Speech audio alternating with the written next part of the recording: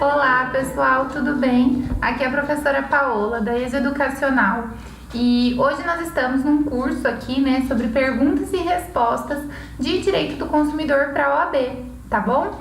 Primeiro, antes de tudo eu vou me apresentar. Meu nome é Paola, igual eu falei para vocês agora. Eu sou formada em Direito pela PUC Campinas e fiz mestrado lá na PUC Campinas também, na parte de Direitos Humanos e Desenvolvimento Social, com ênfase em cooperação internacional e direitos humanos, tá bom? Desde já eu me coloco à disposição para o que vocês tiverem de dúvida, de apontamentos. Meu contato vai estar no final dos slides, tá bom?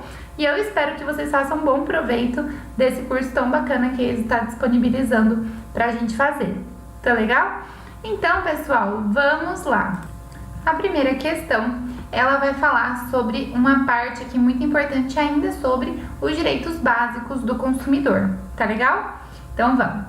Determinado consumidor, ao mastigar uma fatia de pão com geleia, encontrou um elemento rígido, o que lhe causou intenso desconforto e a quebra parcial de um dos dentes. E agora, hein? Em razão do fato, ingressou com medida judicial em face do mercado que vendeu aquela geleia a fim de ser reparado. No curso do processo, a perícia constatou que o elemento encontrado era uma pequena porção de açúcar cristalizado, não oferecendo risco à saúde do autor. Diante dessa narrativa, assinale a afirmativa correta. Letra A. O fabricante e o fornecedor do serviço devem ser excluídos de responsabilidade, visto que o material não ofereceu qualquer risco à integridade física do consumidor, não merecendo reparação. Letra B. O elemento rígido não característico do produto, ainda que não o tornasse impróprio para consumo, violou padrões de segurança, já que houve dano comprovado pelo consumidor. Letra C. A responsabilidade do fornecedor depende de apuração de culpa e, portanto, não tendo o comerciante agido de modo a causar voluntariamente o evento, não deve responder pelo resultado. Letra D. O comerciante não deve ser condenado e sequer caberia qualquer medida contra o fabricante, posto que não há fato ou vício do produto, motivo pelo qual não deve ser responsabilizado pelo alegado defeito. E aí, qual alternativa vocês colocariam? Bom, a alternativa seria a letra B, tá, pessoal? Por quê? Porque, gente, o elemento rígido, não característico do produto, ainda que não o tornasse impróprio, ele violou padrões de segurança, porque houve um dano comprovado pelo consumidor, que foi a quebra parcial de um dos dentes e o intenso desconforto. Então, ainda que isso não torne impróprio aquilo para consumo, porque era um açúcar cristalizado, ele trouxe consequências, tá? E o embasamento que a gente tem aqui é o artigo 8º e o 12 do CDC, olha só. Os produtos e serviços colocados no mercado de consumo não acarretarão riscos à saúde ou à segurança dos consumidores, exceto aqueles considerados normais e previsíveis em decorrência de sua natureza e fruição, obrigando-se os fornecedores, em qualquer hipótese, a dar as informações necessárias e adequadas a seu respeito, tá? E aí o artigo 12 diz que o fabricante, produtor, construtor nacional ou estrangeiro e também o importador respondem, independentemente da existência de culpa, pela reparação dos danos causados aos consumidores por defeitos decorrentes de projeto, fabricação, construção, montagem, fórmulas, manipulação, apresentação ou até o acondicionamento de seus produtos, tá? Bem como por informações insuficientes ou inadequadas sobre sua utilização e riscos. Tudo certo? Então vamos para a próxima. A Academia de Ginástica veicula anúncio assinalando que os seus alunos, quando viajam ao exterior, podem se utilizar da rede mundial credenciada, presente em 60 países e 230 cidades, sem custo adicional. Um ano após continuamente fazer tal divulgação, vários alunos reclamam que, em quase todos os países, é exigida a tarifa de uso da unidade conveniada. A academia responde que a referência ao sem custo adicional refere-se à inexistência de acréscimo cobrado por ela e não de eventual cobrança no exterior de terceiro. Acerca dessa situação, assinale a afirmativa correta. Letra A. A loja veicula publicidade enganosa, que se caracteriza como a que induz o consumidor a se comportar de forma prejudicial ou perigosa à sua saúde ou segurança. Letra B. A loja promove publicidade abusiva, pois anuncia informação parcialmente falsa, a respeito do preço e qualidade do serviço. Letra C. Não há irregularidade. As informações complementares podem ser facilmente buscadas na recepção ou com as atendentes, sendo inviável que o ordenamento exija que detalhes sejam prestados todos no anúncio. Letra D. A loja faz publicidade enganosa que se configura basicamente pela falsidade total ou parcial da informação veiculada. E a resposta, aqui seria a letra D. Tá errado, pessoal? Ela não pode simplesmente deduzir que outra pessoa vai entender o que ela tá querendo dizer. Aquilo foi uma propaganda para atrair, cliente, e acabou que ela não conseguiu cumprir o que ela tinha prometido. E olha só o artigo 37 do CDC dando respaldo para isso, É proibida toda publicidade enganosa ou abusiva. E aí temos os conceitos. Por que eu trouxe esses conceitos? Porque isso cai em prova, tá? Então é importante a gente saber. Então olha só o parágrafo 1º, É enganosa qualquer modalidade de informação ou comunicação de caráter publicitário, inteira ou parcialmente falsa, ou por qualquer outro modo, mesmo por omissão, capaz de induzir em erro o consumidor a respeito da natureza, características, qualidade, quantidade, propriedades, origem, preço e quaisquer outros dados sobre produtos e serviços.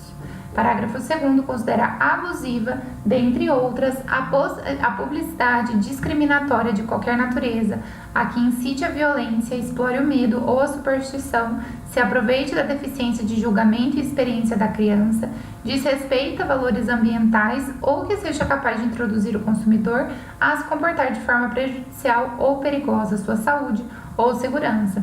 Para efeitos desse artigo, olha o parágrafo 3º, A publicidade é enganosa por omissão, quando deixar de informar sobre dados essenciais do produto ou serviço. Portanto, a academia estava equivocada.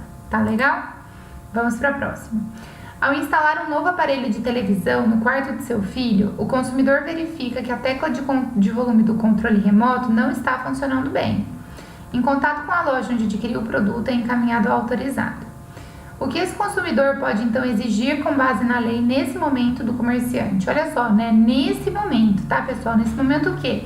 Ele entrou em contato com a loja e encaminhou aquele controle para autorizado. Letra A imediata substituição do produto por outro novo. Letra B, o dinheiro de volta. Letra C, o conserto do produto no prazo máximo de 30 dias. Letra D, um produto idêntico emprestado enquanto durar o conserto. E aí, qual seria a medida cabível nesse momento de comunicação com a empresa? A letra C, tá? A empresa pode fazer o conserto desse controle remoto no prazo máximo de 30 dias. Essa é a previsão legal, olha só. Artigo 18 diz que os fornecedores de produtos de consumo, duráveis ou não duráveis, respondem solidariamente pelos vícios de qualidade ou quantidade que os tornem impróprios ou inadequados ao consumo a que se destinam ou lhes diminuam o valor, assim como por aqueles decorrentes da disparidade com as indicações constantes do recipiente, da embalagem, rotulagem ou mensagem publicitária, respeitadas as variações decorrentes de sua natureza, podendo o consumidor exigir a substituição das partes viciadas, variações decorrentes de sua natureza, podendo exigir, a professora já leu aqui essa parte, podendo o consumidor exigir a substituição, então, de suas partes viciadas, tá? Parágrafo 2º diz que não sendo o vício sanado no prazo máximo de 30 dias, aí sim, tá? O consumidor pode exigir alternativamente a sua escolha, a substituição do produto por outro da mesma espécie, em perfeitas condições de uso, a restituição imediata da quantia paga monetariamente atualizada, sem prejuízo de eventuais perdas e danos, ou o abatimento proporcional do preço. Tá legal? Então vamos para a próxima. Analisando o artigo 6º, inciso 5º do CDC, que prescreve, são direitos básicos do consumidor, inciso 5º, a modificação das cláusulas contratuais que estabeleçam prestações desproporcionais ou sua revisão em razão de fatos supervenientes que as tornem excessivamente onerosas. Assinale a afirmativa correta. Letra A. Não traduz a relativização do princípio contratual da autonomia da vontade das partes. Letra B. Almeja, em análise sistemática, principalmente a resolução do contrato firmado entre consumidor e fornecedor. Letra C. Admite a incidência da cláusula rebus sic stantibus. E ou letra D. Exige a imprevisibilidade do fato superveniente. Vamos ver? Era a letra C, tá, pessoal? Por quê? Porque o CDC admite a incidência dessa cláusula, né, que ela é chamada de rebus sic stantibus, porque existe a possibilidade de que o contrato seja alterado, apesar das partes inicialmente terem previsto um determinado pacto, aí isso se altera com o passar do tempo, tá? É preservado, né, a manutenção da igualdade entre os contratantes. Então, essa alteração, ela não pode colocar nenhuma das posições contratuais, né, das partes contratuais, em postura de desigualdade, mas o restante tá tranquilo, tá bom? Então, vamos lá. Acerca da responsabilidade do CDC, assinale a afirmativa correta. Letra A. É permitida a estipulação contratual de cláusula que impossibilite, exonere ou atenue a obrigação de indenizar. Letra B. Caso o vício do produto ou do serviço não seja sanado no prazo legal, pode o consumidor exigir o abatimento proporcional do preço. Letra C. No caso de fornecimento de produtos in natura, será responsável perante o consumidor o fornecedor imediato, mesmo se identificado claramente o produtor. Letra D. A ignorância do fornecedor sobre os vícios de qualidade por inadequação dos produtos e serviços o exime de responsabilidade. A alternativa nesse caso é a B, tá, pessoal? Por quê? Porque se o vício do produto ou do serviço não for sanado realmente no prazo legal, é um pouco parecido com aquela questão do controle que a gente fez, tá? O consumidor pode exigir o abatimento proporcional do preço, sim. E aí eu trouxe aqui o artigo 18, mas eu não vou ler porque a gente já leu ele na alternativa anterior, tá bom? Joana adquiriu um aparelho de telefone em lojas de eletrodomésticos e, juntamente com o manual de instruções, foi-lhe entregue o termo de garantia do produto, que assegurava ao consumidor 1 ano de garantia a contar da efetiva entrega do produto. Cerca de 1 ano e 1 mês após a data da compra, o aparelho de telefone apresentou comprovadamente um defeito de fabricação.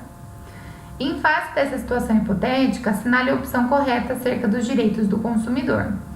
Letra A. Após o prazo de 1 ano de garantia conferida pelo fornecedor, Joana não poderá alegar a existência de qualquer defeito de fabricação. Letra B. Joana poderá reclamar eventuais defeitos de fabricação até o prazo de 90 dias após o final da garantia contratual conferida pelo fornecedor. Letra C. O prazo para Joana reclamar dos vícios do produto é de apenas 90 dias, a partir da entrega efetiva do produto, independentemente de prazo de garantia. A lei garante a Joana a possibilidade de reclamar de eventuais defeitos de fabricação a qualquer tempo, desde que devidamente comprovados. E aí, nessa situação, qual alternativa vocês colocariam? Bom, eu espero que vocês tenham colocado a letra B. Se não colocaram, vamos entender agora o porquê. A Joana, ela pode, tá, gente, reclamar eventuais defeitos de fabricação até realmente o prazo de 90 dias após o final da garantia contratual conferida pelo fornecedor, tá? Isso está previsto na lei. Então, olha só, quando a gente está falando de vícios aparentes ou de fácil constatação, né, o prazo legal de 90 dias é somado pelo prazo de 1 ano, tá? E aí, após o seu decurso, o consumidor ainda tem, então, 90 dias para reclamar dos defeitos de fabricação. Então, a Joana pode, sim, reclamar eventuais defeitos, tá? Acerca da disciplina jurídica da proteção contratual do consumidor, assinale a opção correta. Letra A. A lei confere ao consumidor a possibilidade de desistir do contrato no prazo máximo de 15 dias a contar do recebimento do produto, no caso de contratação de fornecimento de produtos ocorrida fora do estabelecimento empresarial. Letra B. Reputam-se nulas de pleno direito as cláusulas contratuais relativas ao fornecimento de produtos e serviços que infringam normas ambientais ou possibilitem a violação dessas normas. Letra C. A garantia contratual exclui a garantia legal, desde que conferida mediante termo escrito que discipline de maneira adequada a constituição daquela garantia, bem como a forma, o prazo e o lugar para o seu exercício. Letra D. A lei limita a 10% do valor da prestação as multas de mora decorrentes do inadimplemento de obrigações no seu termo, no caso de oferecimento de produtos que envolva concessão de financiamento ao consumidor. E aí, né, qual alternativa vocês acham que seria? Pessoal, seria a letra B, tá? Por quê? Porque quando a gente está falando da proteção contratual do consumidor, são de fato nulas, né, de pleno direito, aquelas cláusulas contratuais que forem relativas ao fornecimento de produtos e serviços que infringam normas ambientais, tá? Ou que ainda possibilitem, né, a violação de tais normas. Olha só o artigo 51 do CDC. São nulas de pleno direito, entre outras, as cláusulas contratuais relativas ao fornecimento de produtos e serviços, olha só um dos incisos, que infringam ou possibilitem a violação de normas ambientais. Tá legal? Então vamos lá. Sobre o tratamento da publicidade no Código de Defesa do Consumidor, é correto afirmar que, letra A, a publicidade somente vincula o fornecedor se contiver informações falsas. Letra B, a publicidade que não informa sobre a origem do produto é considerada enganosa, mesmo quando não essencial para o produto. Letra C, o ônus da prova da veracidade da mensagem publicitária cabe ao veículo de comunicação. Letra D, é abusiva a publicidade que desrespeita valores ambientais. E aí, o que vocês acham? A D, né, pessoal? Até a professora deu uma colher de chá aqui, porque a gente fez uma questão muito parecida. Então, de fato, né, a publicidade que diz respeito a valores ambientais, ela é, sim, considerada abusiva. Só um parênteses aqui, né? A letra A, quando ela diz que a publicidade somente vincula o fornecedor se contiver informações falsas, é errado, né? A gente já viu naquela questão, inclusive, da academia, que não, que é o contrário, né? A proposta vincula o proponente, sim, independente se for informação falsa ou não. Tudo bem? Vamos para a próxima. Dora levou seu cavalo de raça para banho, escovação e cuidados específicos nos cascos a ser realizado pelos profissionais da Hípica X. Algumas horas depois de o animal ter sido deixado no local, a fornecedora do serviço entrou em contato com Dora para informar-lhe que, durante o tratamento, o cavalo apresentou sinais de doença cardíaca. Já era sabido por Dora que os equipamentos utilizados poderiam causar estresse ao animal. Foi chamado o médico veterinário da própria Hípica X, mas o cavalo faleceu no dia seguinte. Dora, que conhecia a pré-existência da doença do animal, ingressou com ação judicial em face da Hípica X, pleiteando reparação pelos danos morais suportados em decorrência do ocorrido durante o tratamento de higiene. Nesse caso, à luz do Código de Defesa do Consumidor, é correto afirmar que a Hípica X, letra A, não poderá ser responsabilizada se provar que a conduta no procedimento de higiene foi adequada, seguindo padrões fixados pelos órgãos competentes e que a doença do animal que o levou a óbito era pré-existente ao procedimento de higienização do animal. Letra B, poderá ser responsabilizada em razão de o evento deflagrador da identificação da doença do animal ter ocorrido durante a sua higienização, ainda que se comprove ser pré-existente a doença e que tenham sido seguidos os padrões fixados por órgãos competentes para o procedimento de higienização, pois o nexo causal resta presumido nesta hipótese. Letra C. Não poderá ser responsabilizada somente se provar que prestou os primeiros socorros, pois a pré-existência da doença não inibiria a responsabilidade civil objetiva dos fornecedores do serviço, somente a conduta de chamar atendimento médico foi capaz de desconstituir o nexo causal entre o procedimento de higiene e o evento do óbito. Letra D. Poderá ser responsabilizada em solidariedade com o profissional veterinário, pois os serviços foram prestados por ambos os fornecedores em responsabilidade objetiva, mesmo que Dora comprove que o procedimento de higienização do cavalo tenha potencializado o evento que levou ao óbito do animal, ainda que seguidos os padrões estipulados pelos órgãos. E aí, essa questão é extensa, mas ela cai, tá? Todas as questões que eu trago aqui são questões de prova, tá, pessoal?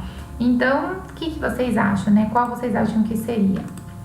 Seria a letra A, tá, pessoal? Por quê? Porque a hípica não pode ser responsabilizada, né, se ela prova que a conduta foi adequada, seguiu todos os padrões fixados pelos órgãos competentes e a doença do animal era pré-existente, então não havia que se falar em responsabilidade dessa hípica, tudo bem?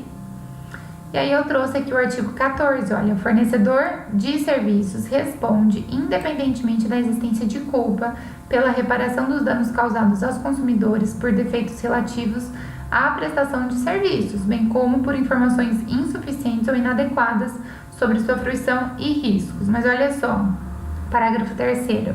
O fornecedor de serviço só não será responsabilizado quando provar que, tendo prestado o serviço, o defeito inexiste ou a culpa exclusiva de consumidor ou terceiro. Então, nesse caso, a Ípica, provando tudo isso, ela estaria exonerada, tá bom? Vamos lá. Falando agora um pouquinho, pessoal, sobre a qualidade de produtos e serviços, tá? Da prevenção e da reparação de danos. Hugo colidiu com seu veículo e necessitou de reparos na lataria e na pintura. Para tanto, procurou por indicação de um amigo os serviços da oficina mecânica M, oportunidade na qual foi lhe ofertado orçamento escrito, válido por 15 dias, com o valor da mão de obra e dos materiais a serem utilizados na realização do conserto do automóvel. Hugo, na certeza da boa indicação, contratou pela primeira vez com a oficina. Considerando as regras do CDC, assinale a afirmativa correta. Letra A. Segundo a Lei do Consumidor, o orçamento tem prazo de validade obrigatório de 10 dias, contados do seu recebimento pelo consumidor.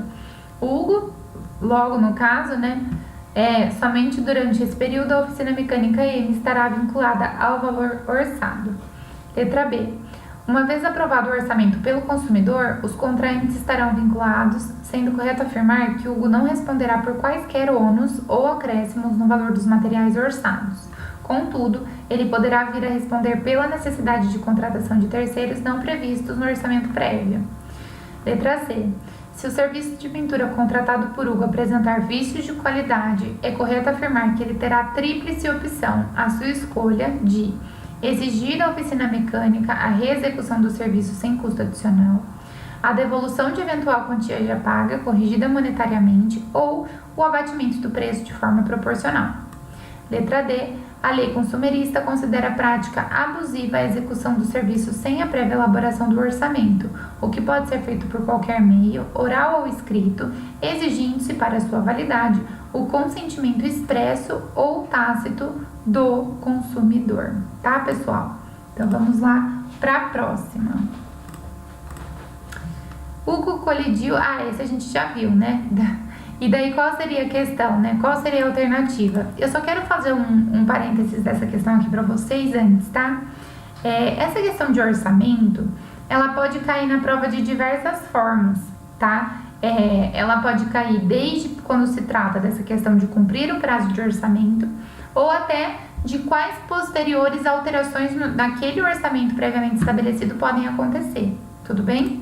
E aí, a alternativa seria a C, tá, gente? Porque, de fato, se aquele serviço prestado apresentar vícios de qualidade, ele tem essas três escolhas, Ele pode escolher tanto a reexecução sem custo, quanto o valor, da quantia corrigida monetariamente, ou o abatimento da preço de forma proporcional, tudo bem? Aí, eu trouxe aqui o artigo, mas são essas opções já lidas. Ao consumidor, adquirente de produto de consumo durável ou não durável que apresente vícios de qualidade ou quantidade, tá? Que o torne impróprio ou inadequado ao consumo a que se destina, não sendo vício sanado no prazo de 30 dias, assegura-se que, letra A, a substituição imediata do produto por outro de qualquer espécie em perfeitas condições de uso. Letra B, a imediata restituição do valor pago, atualizado monetariamente, não cabendo indenização. Letra C. O abatimento de até 50% do valor pago em razão do vício apresentado e do inconveniente causado pela aquisição do produto defeituoso. Ou letra D. Convencionar com o fornecedor um prazo maior de 30 dias para que o vício seja sanado. Essa questão é um pouquinho diferente, porque ela fala aqui de quando o vício não for sanado naquele prazo de 30 dias, tá?